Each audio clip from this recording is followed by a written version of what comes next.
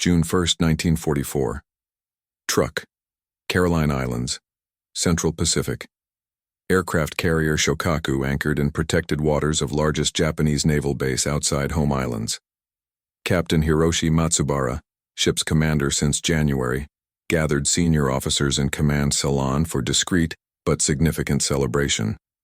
Shokaku had survived 3 years of intense combat, participated in battles of Coral Sea in May 1942, Santa Cruz in October 1942, and numerous subsequent operations.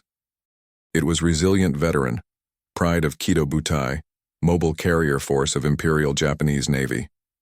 Unlike brothers Kaga, Akagi, Soryu, and Hiryu, lost at Midway, Shokaku remained operational, testimony to superiority of Japanese design and crew skill. Matsubara held sake cup and observed officers around him.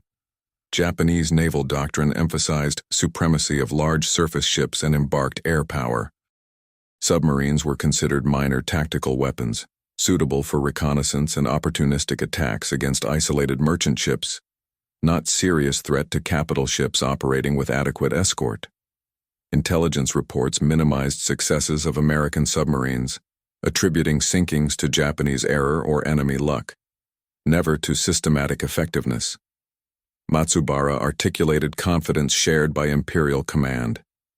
Sea belongs to deck ships and air wings that project power across hundreds of kilometers.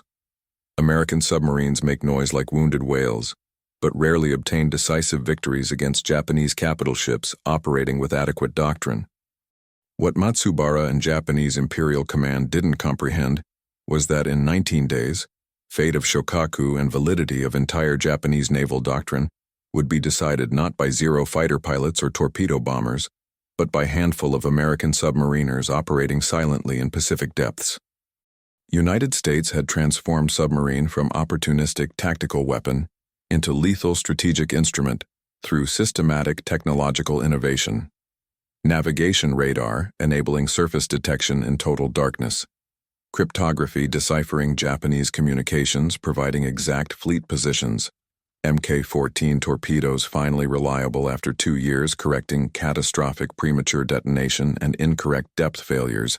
And Wolfpack tactics coordinating multiple submarines against high-value targets. On June 19, 1944, USS Cavalla, Gato-class submarine commissioned just months before, would intercept and sink Shokaku during Battle of Philippine Sea in attack, demonstrating how American industrial superiority and tactical adaptability made even proudest Japanese ship vulnerable to destruction by weapon Imperial doctrine had consistently underestimated. Mathematics of submarine disparity was already being written not in individual design superiority, but in production numbers and technological innovation, transforming submarines from marginal threat into dominant strategic force. United States produced 203 Gato and Balao-class submarines during World War II, ships with displacement of 1,500 tons, operational range of 11,000 nautical miles, armament of 10 torpedo tubes, and crew of 80 men. Each submarine cost approximately $6 million to build, but could sink targets worth tens of millions including aircraft carriers, cruisers, and transport ships critical to Japanese logistics. Japan, with significantly smaller industrial base, produced approximately 180 submarines during war, but focused designs on reconnaissance and special missions, not systematic commerce warfare or capital ship hunting. But real disparity wasn't just in raw numbers but in technological capabilities. Americans developed systematically. Navigation radar installed on American submarines from 1942 allowed detection of surface ships at distances of 10 to 15 nautical miles in complete darkness or low visibility conditions. Japan didn't develop equivalent submarine radar, leaving their ships dependent on visual observation, limited to few kilometers. Mk-14 torpedo, despite catastrophic initial problems with magnetic detonator that exploded prematurely and depth mechanism that made torpedoes pass under targets without detonating, was finally corrected by mid-1943 through extensive testing and field modifications implemented by frustrated submarine commanders. Once reliable, Mk-14 with 650-pound Torpex warhead was devastating weapon capable of breaking keels of cruisers and carriers with single hits. Cryptography provided transformative strategic advantage. Operation Magic deciphering Japanese naval codes allowed American submarines to receive intelligence about convoy routes and timings and fleet movements. Submarines could be positioned in advance in intercept areas, waiting for high-value targets to pass. Japan never discovered codes were compromised, continuing to use systems Americans routinely read. This informational asymmetry transformed submarine hunting from speculative patrols into precise ambushes. Wolfpack tactics, adapted from German Rudel tactic concept but implemented with more sophisticated radio coordination, allowed multiple submarines to coordinate attacks against escorted targets. When one submarine detected convoy or naval force, it transmitted position allowing others to converge. Simultaneous attacks from multiple directions overwhelmed anti-submarine escorts and increased probability of hits. Japan never developed equivalent, operating submarines predominantly independently. Strategic impact of American submarine warfare was measurable with devastating precision. American submarines sank 1,314 Japanese merchant ships totaling 5.3 million tons, approximately 55% of all Japanese merchant losses during war. Additionally, sank 214 Japanese warships including 1 battleship, 8 aircraft carriers, 11 cruisers, and over 100 destroyers and submarines. This systematic attrition strangled Japanese war economy, dependent on imports of oil, rubber, and metals from conquered territories in Southeast Asia. By mid-1944, Japanese maritime shipping was collapsing under relentless pressure of American submarine campaign operating with virtual impunity due to critical weaknesses in Japanese anti-submarine capability. USS Cavalla, Gato-class submarine designated SS-244, was commissioned February 1944 at Electric Boat Company in Groton, Connecticut. Commander Herman Kostler, 35 years veteran of previous patrols on other submarines, assumed command with crew of 80 men predominantly young, many on first combat patrol. Cavalla displaced 1,526 tons surface, 1,478 submerged, measured 95 meters length, could achieve 20 knots surface and 9 submerged, had operational range of 11,000 nautical miles at 10 knots permitting prolonged patrols in Central and Western Pacific. Armament consisted of 10 torpedo tubes, 6 bow and 4 stern, carrying total of 24 Mk-14 torpedoes with 650-pound warheads. Electronic equipment included SJ navigation radar, permitting surface ship detection at 15 miles, sonar for underwater detection, and radio for communications with command and other submarines. In May 1944, Cavalla departed Pearl Harbor for first war patrol with orders to operate in Philippines and Marianas during American operation to capture Saipan. American naval intelligence through magic decryption had identified Imperial Japanese Navy, planned decisive operation to defend Marianas using mobile fleet, carrier force under command of Vice Admiral Jisaburo Ozawa. This would be largest concentration of Japanese naval power since Midway 2 years before, including 9 aircraft carriers with approximately 450 embarked aircraft. American submarines, including Cavalla, were positioned along probable Japanese approach routes to provide early warning and attack opportunities. Shokaku, target Cavalla would eventually sink, was Shokaku-class aircraft carrier, lead ship of its class including sister ship Zuikaku. Commissioned August 1941, Shokaku displaced 25,800 tons full load, measured 257 meters length, could achieve 34 knots, and operated air complement of 84 aircraft including Zero fighters, Val dive bombers, and Kate torpedo bombers. Shokaku had participated in Pearl Harbor attack December 1941, though aircraft didn't attack due to positioning in second wave. Actively participated in Battle of Coral Sea May 1942, where was damaged by SBD Dauntless bombs but remained operational.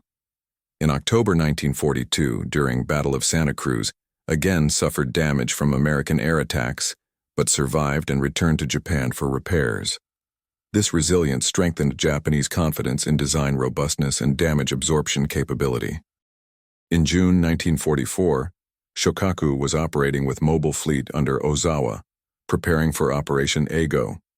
Japanese planned to defend Marianas through decisive battle with American fleets. Ozawa planned to exploit superior range of Japanese aircraft to attack American carriers before shorter-range American aircraft could retaliate. Additionally, land-based aircraft from Guam and other Mariana Islands would complement embarked attacks, creating hammer and anvil against American Task Force 58 under Vice Admiral Mark Mitcher. On June 18th, American intelligence through radio intercepts and aerial reconnaissance confirmed mobile fleet was approaching Marianas from Philippines. Submarines including Cavalla and Flying Fish were patrolling probable approach areas. On afternoon of June 18th, Flying Fish sighted vanguard of Japanese fleet and transmitted contact report allowing Mitcher to position Task Force 58 for intercept. Cavalla, patrolling approximately 100 miles west of Saipan, received orders to move to intercept position based on projected Japanese fleet trajectory. On morning of June 19th, Ozawa launched first wave of air attacks against Task Force 58, approximately 69 aircraft. These were intercepted by American Hellcat fighters operating under direction of combat intercept controllers using radar, resulting in massive shoot-down of Japanese aircraft with minimal American losses. This pattern would repeat through 4 attack waves during day-in engagement that would become known as Great Marianas Turkey Shoot, due to ease with which experienced American pilots shot down Japanese aircraft piloted by inadequately trained crews after devastating veteran pilot losses in 2 years of attrition. While air battle occurred, Cavalla was submerged at periscope depth, searching for targets. Around noon, sonar operator detected propeller sounds indicating presence of large ships. Kostler raised periscope briefly and sighted formation of Japanese ships, including what he identified as Shokaku-class carrier escorted by destroyers. It was Shokaku returning after launching aircraft of second attack wave and preparing to recover aircraft when they returned. Kostler lowered periscope and maneuvered Cavalla to attack position, approaching submerged at 3 knots to avoid detection by escort sonar. Shokaku was particularly vulnerable at this moment. After launching aircraft, ship was refueling for next wave of operations. Aviation fuel lines were open, pumping high-octane gasoline from storage tanks to service tanks near hangar and flight deck. Gasoline vapors permeated ship's closed spaces. Crew was focused on aircraft preparation, not anti-submarine vigilance. Escort destroyers were positioned primarily for air defense, not forming adequate anti-submarine screen around carrier. Around 12:20, Kostler determined Cavalla was in ideal attack position. Range to target was approximately 1,200 meters. Firing angle was favorable with Shokaku presenting broadside profile, and target speed was estimated at 18 knots. Kostler ordered tubes 1 through 6 prepared and fired in rapid sequence with approximately 8-second interval between each torpedo, standard technique to increase probability of multiple hits considering target movement and angle and speed inaccuracies. 6 Mk-14 torpedoes left Cavalla's tubes, each set to run at depth of 3 meters, speed of 46 knots, covering distance of 1,200 meters in approximately 52 seconds. Kostler kept periscope raised minimum necessary to observe result, knowing escorts would react quickly after detonations. Chronometers marked 52 seconds when first massive explosion shook Shokaku. Second explosion followed 8 seconds later, then third. 3 torpedoes of 6 had struck carrier's hull on starboard side approximately in ship's midsection, where fuel tanks and ammunition magazines were located. Damage was immediately catastrophic. First torpedo opened hole approximately 10 meters diameter in hull below waterline, flooding boiler compartments and generators. Second torpedo hit near aircraft elevators, detonating an area where aviation fuel was being pumped. Massive secondary explosion of gasoline vapors swept through hangars and adjacent spaces, incinerating crew and detonating stored ammunition. Third torpedo struck near bomb magazines for aircraft, causing sympathetic detonations, exploding unarmed bombs and torpedoes stored for next missions. Shokaku immediately developed severe starboard list as water flooded breached compartments. Electrical power failed in large sections of ship when generators were flooded or destroyed by secondary explosions. Damage control systems attempted to counter-flood port compartments to correct list, but pumps were without power, and flooding was too rapid. Fires fueled by aviation fuel spread through multiple decks, generating heat so intense, steel hull plates began deforming.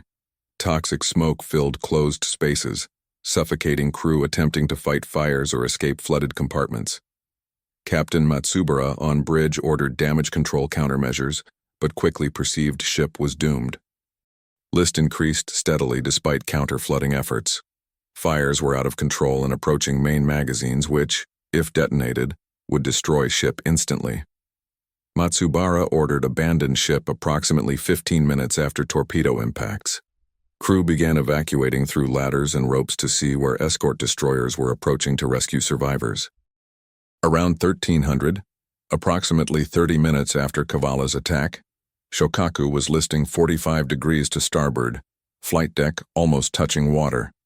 Secondary explosions continued shaking ship as smaller magazines detonated. Finally, around 1310, massive explosion swept ship when main magazines detonated simultaneously, breaking keel and separating hull into sections. Shokaku disappeared beneath waves in less than 2 minutes after final explosion, taking approximately 1,272 crew members who couldn't escape in time. 570 survivors were rescued by destroyers Urikaze, Wakatsuki, and Hatsuzuki. While Shokaku sank, Cavalla was diving deep to escape escort counterattack. Japanese destroyers immediately converged on Cavalla's estimated position and began dropping depth charges. During next 3 hours, Cavalla endured over 100 depth charges, some detonating sufficiently close to cause minor leaks and equipment damage. Kostler maneuvered submarine through thermoclines, where water temperature changes confused Japanese sonar, changed course and speed erratically to avoid predictable patterns, and occasionally released oil and debris through torpedo tubes to create impression submarine had been destroyed. Tactic worked. After 3 hours, Japanese destroyers concluded Cavalla had been sunk in abandoned area to return to main fleet. Cavalla surfaced after dark, transmitted sinking report to command, and continued patrol. Impact of Shokaku's loss transcended individual ship value. It was one of only 3 operational fleet carriers Japan had in June 1944, others being Zuikaku and Taiho. Zuikaku was Shokaku's sister ship, last survivor of 6 carriers that attacked Pearl Harbor. Taiho was Navy's newest and most modern carrier, commissioned March 1944, with armored deck and advanced damage control systems.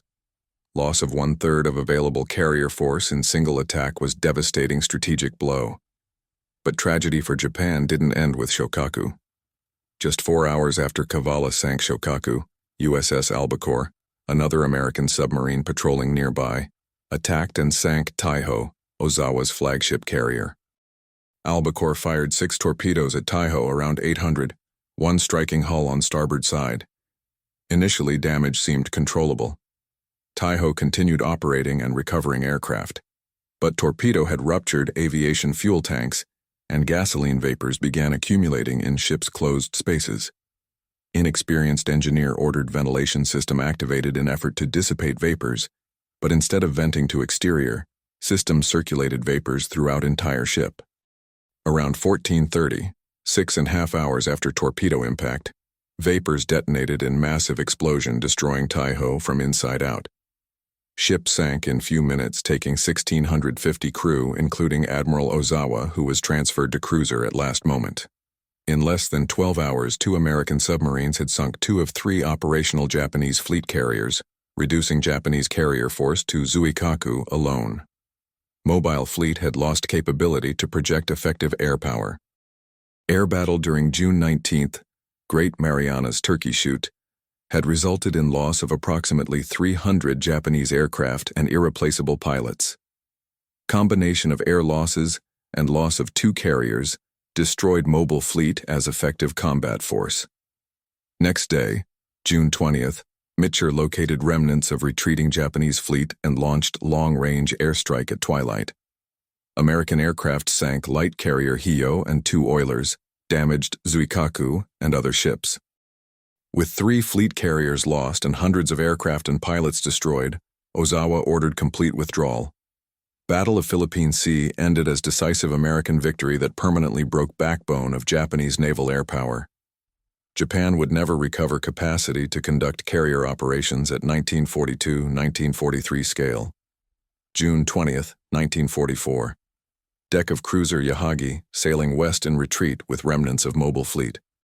Captain Hiroshi Matsubara, rescued survivor after Shokaku's sinking, stood on deck observing empty horizon where 24 hours before he commanded one of Imperial Navy's most powerful ships. Clothes still smelled of fuel oil and smoke. Minor burns on hands and face pulsed with pain he barely noticed, mind consumed by shock and growing comprehension of disaster's magnitude. Around him, other Shokaku survivors sat in silence or murmured among themselves. Many were wounded, improvised bandages covering burns and shrapnel wounds. Some cried silently, others stared fixedly at nothing. Yahagi's doctors circulated treating more seriously wounded, but there was little they could do beyond basic care. Matsubara calculated mentally. Of crew of 1,842, only 570 had been rescued. 1,272 lives lost, including half the officers, chief engineer, ship surgeon, and nearly all hangar personnel who were refueling aircraft when torpedoes struck. A surviving lieutenant approached, young man with scorched uniform and shocked expression. Before attack, lieutenant was officially responsible for air defense, coordinating anti-aircraft guns against aircraft attacks. Now confronted different reality. He addressed Matsubara with choked voice. "We never considered submarines real threat to carriers operating with escorts. Training focused on air defense, detecting torpedo aircraft, coordinating fighters. Nobody prepared us for this. 3 torpedoes from invisible enemy and Shokaku, fleet's pride that survived Coral and Santa Cruz, disappeared in 30 minutes. How do we fight enemy we can't see, that attacks without warning, that we can't reach with our aircraft?" Matsubara had no answer. During 20 months as Shokaku's captain, he had implicitly trusted doctrine that well-escorted carriers were safe from submarine attacks. Anti-submarine escorts were considered adequate to ward off submarine threat, while real power resided in aircraft attacking hundreds of kilometers away. But American Submarine had penetrated escort screen, waited for moment of vulnerability when Shokaku was refueling aircraft with fuel lines open and crew distracted, and executed attack so precisely ship was doomed minutes after first impacts. Matsubara thought about conversation with officers 3 weeks before at Truk, when he had articulated confidence that sea belonged to surface ships and air wings, that submarines were secondary threat. Arrogance of that statement was now painfully obvious. Americans hadn't simply built more submarines. They had transformed submarine from marginal tactical weapon into strategic multiplier through technology and doctrine Japan hadn't anticipated. Radar permitting night detection, reliable torpedoes after correcting initial failures, communications intelligence providing fleet positions, coordinated tactics. Each small advantage aggregated into systemic superiority, making Japanese ships vulnerable regardless of how well designed or crewed. And it wasn't just Shokaku.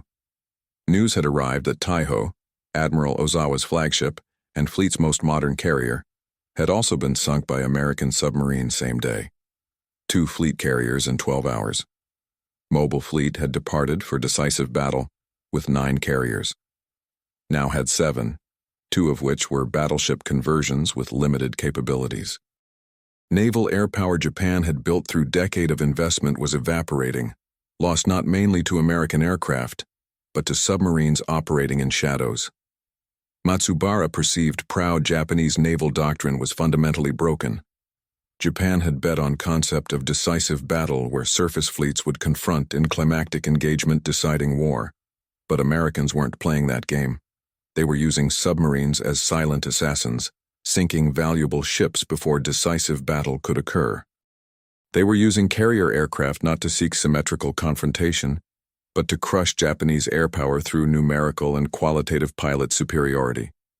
They were manufacturing ships, aircraft, and submarines in quantities Japan couldn't match. War was lost, Matsubara comprehended with terrible clarity, not lost at specific moment, but through accumulation of disparities making Japanese victory mathematically impossible. Each lost carrier couldn't be replaced. America built Essex-class carriers in months, Each experienced pilot killed couldn't be replaced. America trained thousands in systematic programs. Each American submarine operated with technology Japan didn't possess. From that day in June 1944, no Japanese surface was safe in Pacific. Invisible submarines lurked waiting for moment of vulnerability, each capable of bringing ruin to ships that cost years to build. Final statistics were unequivocal in demonstrating magnitude of American submarine victory and devastating cost to Japan. Shokaku was sunk June 19, 1944 by USS Cavalla through salvo of 6 MK-14 torpedoes, of which 3 or 4 struck target. 1,272 crew died, including senior officers, chief engineers, and large portion of specialized technical personnel. 570 survivors were rescued by escort destroyers. Taiho was sunk same day by USS Albacore, taking 1,650 crew. 2 days later, light carrier Hio was sunk by American aircraft. In less than 48 hours, Japan lost 3 carriers and approximately 300 aircraft with pilots in Battle of Philippine Sea. Americans nicknamed Great Mariana's Turkey Shoot. With these losses, Japanese carrier force was functionally destroyed. Shokaku remained operational, but without adequate complement of trained pilots and aircraft after massive air losses. Battleship conversions, Issei and Hyuga, were technically hybrid carriers, but with extremely limited capabilities. Japan would never recover capacity to conduct carrier operations at 1942-1943 scale. Battle of Philippine Sea marked end of Japanese naval air power as relevant strategic force.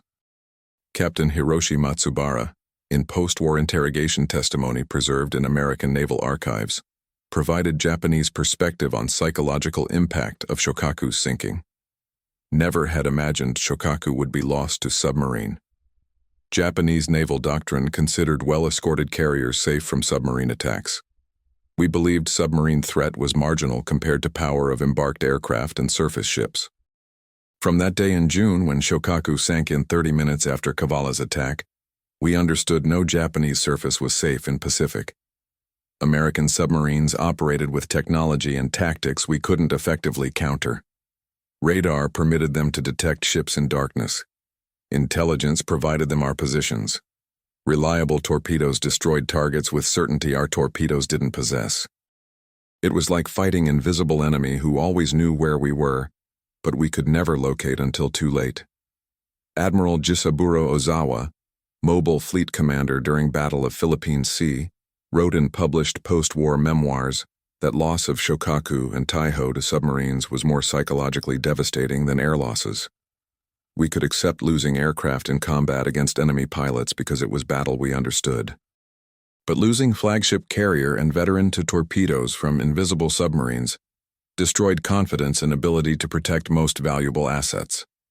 After June 1944, every naval operation required considering submarine threat as primary, not secondary.